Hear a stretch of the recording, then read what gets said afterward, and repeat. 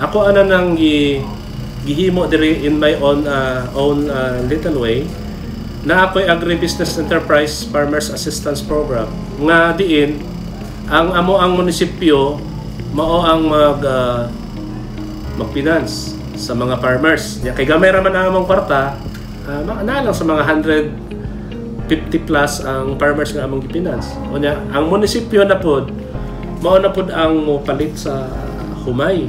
Kami na pod muhakot sa humay, kami pod ang magpagaling, magbulad o magpagaling sa humay. Kay nga naman, naaman mi kaugalingon ng gihimo nga dryer o galingan diha sa amo ang Agricultural Production Center.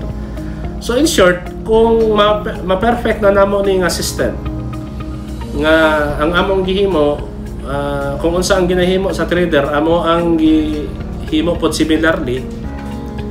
Ang mahitabo diri sa Asunsyon, pag naan na mi harvest, amo ang ipagaling, ang among ibugas, ang mahitabo, kung naay mga calamity diri, naaman mi 5% calamity fund, kami na pod ang mupalit sa among kaugalingong bugas.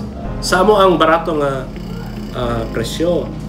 Di mi mamalit dito sa gawas kay mahal kayo.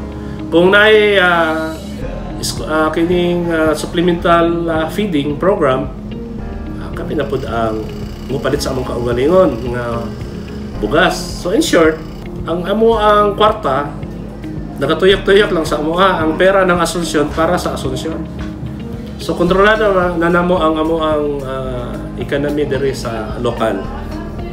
Nagpasa ko og nangita ko usa ka congressman nga mag-sponsor og bill of local application nga ang amo ang agribusiness enterprise lungsod sa Asunsyon punduhan sa agricultural credit and production committee ECPC. I-download dito ang kwarta kay kami na ang magpautang sa mga farmer. Kami na pud ang mokolekta sa ilahang utang.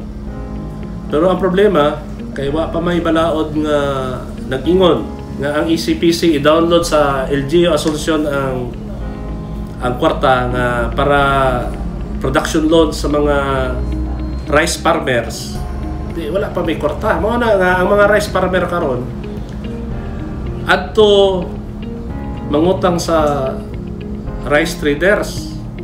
O niya 10% ang interest. O niya dako og deductions.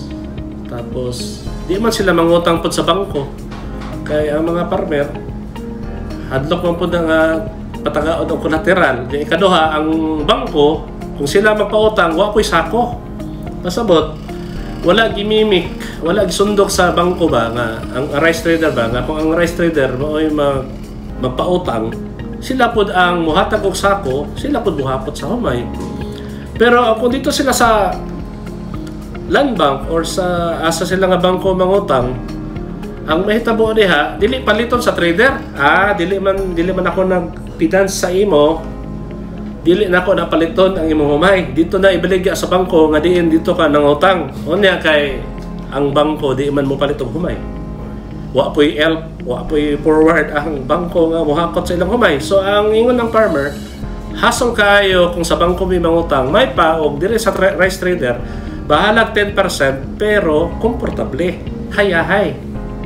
Mao na nga ingon ko, if the private enterprise can do it, why the government cannot do it similarly using public funds?